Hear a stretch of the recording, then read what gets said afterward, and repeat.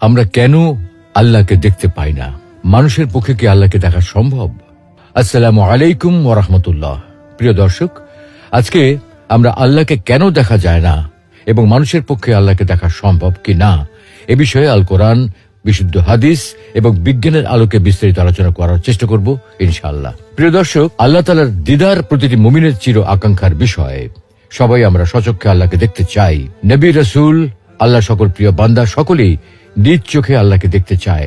যে আল্লাহর জন্য এত সিজদা, এত আনুগত্য, এত ভালোবাসা, সেই আল্লাহকে না দেখতে চায় কে? তাই মুসা আলাইহিস সালাম নিজ চোখে আল্লাহকে একটি বার দেখার আকুতি জানিয়েছিলেন।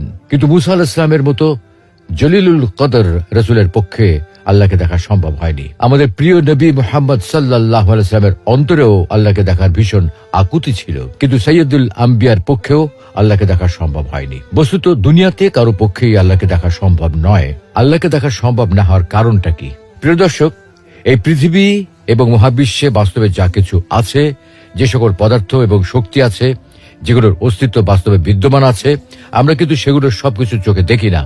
অথচ সেগুলো বাস্তব সত্য এবং সেগুলোর উপস্থিতির কারণে আমাদের শরীর ও জীবন নানাভাবে প্রভাবিত হয়। কিন্তু তারপরেও আমরা সেগুলো দেখতে পাই না, কারণ রিয়েলিটি বা বাস্তব জগৎ শুধুমাত্র আমাদের পঞ্চ ইন্দ্রিয়ের মধ্যে সীমাবদ্ধ নয়।